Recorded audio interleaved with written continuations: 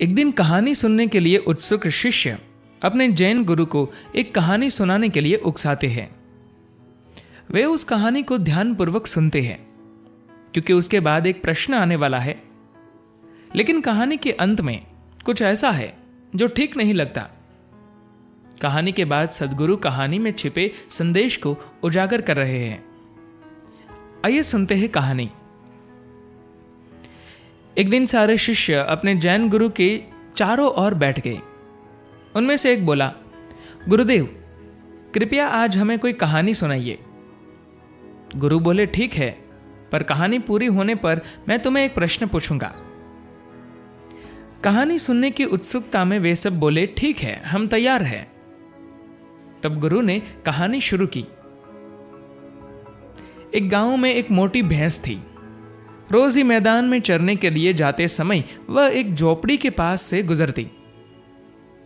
झोपड़ी की छत पर लोगों ने भूसे के बंडल रखे हुए थे जिससे झोपड़ी अंदर से ठंडी रहे। वो भैंस अपना सिर उठाकर उसकी पहुंच में जितने बंडल आते उतने गिराकर नाश्ता करती। एक बार जब वो बहुत प्रयत्न करके भी कोई बंडल नहीं खींच पाई तो उसने सोचा, जब इन लोगों ने झोपड़ी की छत पर इतने बंडल रखे थे तो झोपड़ी के अंदर और कितने सारे रखे होंगे। लेकिन झोपड़ी की खिड़की हमेशा बंद रहती थी और भैंस देख नहीं पाती थी कि अंदर क्या है। एक दिन चरने के लिए मैदानों की ओर जाते समय जब वो झोपड़ी के पास से गुजरी तो उसकी आंखें आश्चर्य से चमक उठी। खिड़की खुली थी। उत्साहित होकर भैंस खिड़की के पास गई और सावधानी से उसने अपना सिर अंदर डाला। वो कुशलता से अपना सिर घुमा रही थी जिससे उसके सींग कहीं फंस न जाए। जैसे कि उसे आशा थी। झोपड़ी के एक कोने में भूसे के बहुत सारे बंडल थे, लेकिन अपनी गर्दन को पूरी तरह से तानकर भी वो भूसे तक नहीं पहुंच पा रही थी। तब उसने अपने शरीर को थोड़ा और अंदर दबाकर खिड़की से अंदर जाने की कोशिश की। उसके सींग, चेहरा, गर्दन सब कुछ अंदर थे, पर भूसा अभी भी उसकी पहुंच से बाहर था।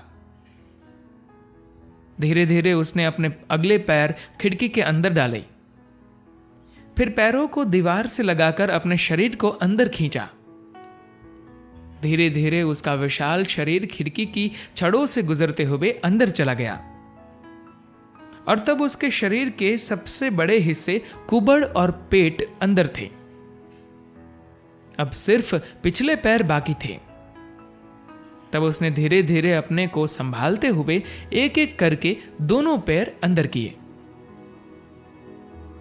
अपनी सफलता पर जोर से रंभाते हुए उसे लगा कि वो पूरी ही झोपड़ी में आ गई है।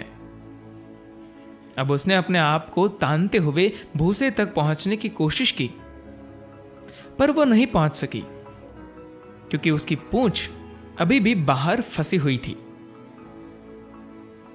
गुरुजी ने अपनी कहानी पूरी करते हुए प्रश्न पूछा, यह कहानी संभव है या नहीं?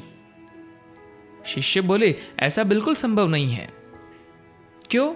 गुरुजी ने पूछा। भैंस का सबसे छोटा भाग पूंछ है। जब उसने अपना सिर और चारों पैर अंदर डाल लिए तो वो अपनी पूंछ क्यों अंदर नहीं ला सके? शिष्यों ने पूछा। तब गुरु बोले, तुम सब में भी बहुत से भैंसे हैं। अब सुनिए सद्गुरु का स्पष्टीकरण। सद्गुरु कहते हैं, बाहुबली की एक अद्भुत कहानी है। बाहुबली ने बहुत सारे युद्ध लड़े थे। एक समय ऐसा आया जब उसे अपने ही भाई के विरुद्ध लड़ाई लड़नी पड़ी। उस युद्ध में बहुत बड़ी संख्या में योद्धा मारे गए। युद्ध भूमि मृत शरीरों से ढक गई और खून की नदियां बह रही थी। जब उसने यह देखा तो उसे गहरा धक्का लगा और उसके अंदर एक जबरदस्त बदलाव आ गया। उसके मन में एक सवाल उठा, मैंने क्यों इतने सारे लोगों के जीवन समाप्त कर दिए? लेकिन उसे उत्तर नहीं मिला। अगले ही क्षण उसने युद्ध का त्याग कर दिया और उसके पास जो कुछ भी था सब कुछ छोड़ दिया। संपूर्ण ध्यान के साथ एक भी इंच हिले बिना वह 14 वर्ष तक गहरे ध्यान में खड़ा रहा। उस साधना की तीव्रता के कारण उसके भीतर बहुत सारी चीजें टूट गई जिनसे वो बंधा हुआ था। कभी कभी मैं जब ये देखता हूं तो ये इतना दुखदाई होता है कि मुझे पीड़ा होती है। ये लोग इतनी छोटी सी मूर्खतापूर्ण चीज को क्यों पकड़े हुए हैं? वो राजा जो सारी दुनिया को जीतना चाहता था, अत्यंत विनम्रता से खड़ा था और एक गधे के सामने भी झुकने को तैयार था, पर उसे आत्मज्ञान प्राप्त नहीं हुआ। उन पूरे 14 सालों में वो किसी से एक भी शब्द नहीं बोला था। नहीं उसने किसी भी वजह से अपने खड़े होने की मुद्रा में कोई परिवर्तन किया था।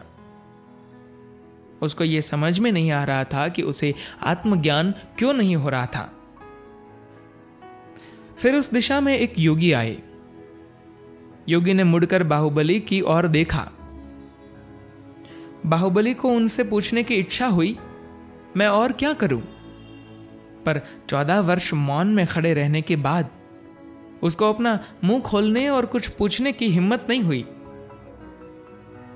उसकी जगह एक प्रश्न के रूप में उसकी बाईं आंख से एक प्रश्न जैसा आंसू बह निकला, जिसका अर्थ था, मैं अपना राज्य छोड़ चुका हूं। मैंने अपने परिवार का भी त्याग कर दिया है, अपने महल, अपनी सब सुख सुविधाओं का भी। मैं इतना पिघल गया हूं कि एक कीड़े के सामने भी झुक रहा हूं। मेरे लिए अब करने को क्या बचा है? योगी ने तब बाहुबली से कहा, तुम एक अद्भुत मनुष्य बन गए हो। अब एक कीड़े या कीटाणु के सामने भी तुम झुक सकते हो, पर क्या तुम अपने भाई के सामने इस तरह झुकने को तैयार हो? नहीं। बस यही एक बात तुम्हें पकड़े हुए है। अब बाहुबली को अपनी इस अवस्था की समझ आई। अपने भाई के लिए घृणा के कारण उसे जो चीज रोक रही थी, उस चीज को उसने छोड़ दिया और उसी क्षण उसे मुक्ति मिल गई। इसी तरह बहुत से लोग ईशा योग सेंटर में आते हैं, अपने घर का आराम, पैसा, परिवार सब कुछ छोड़कर। बहुत से लोग तो युवावस्था के सुख छोड़कर बहुत छोटी आयु में ही आ जाते हैं। वे अपने पसंद का नहीं खाते, कोई नशा नहीं करते, वासना के शिकार नहीं होते। वे जो कुछ कर रहे हैं उसका अहंकार छोड़कर दिन रात काम करते हैं, पर फिर भी अनजाने में ही सही किसी चीज को पकड़े रखते हैं। आप जब एक आयाम से दूसरे आयाम में जाते हैं, आप जब ऐसी जगह प्रवेश कर रहे हो जिसके बारे में आपको कुछ भी पता नहीं है, तब अचेतनता में आप किसी परिचित चीज को पकड़े रखते हैं और उसे छोड़ने के लिए तैयार नहीं होते। लोग अपने भूतकाल की किसी चीज से जुड़े रहते हैं, या ऐसा कुछ जो उन्होंने सीखा है या जिसका उन्होंने आनंद लिया है। आप उन्हें स्वर्ग भी ले जाए तो भी उनकी छोटी उंगली किसी चीज से लिपटी रहती है। ये कुछ भी हो सकता है, जैसे उनका सेलफोन या फिर कोई खास चादर जिसका वे उपयोग कर रहे हैं, या फिर वे किसी खास जगह को अपना मानकर चलते हैं और वहीं पर बैठकर ध्यान करना चाहते हैं। तो चाहे सारा शरीर पार हो जाए, पर इस तरह बस उनकी पूंछ कहीं पीछे फंसी रहती है।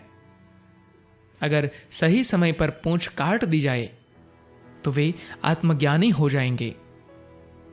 धन्यवाद।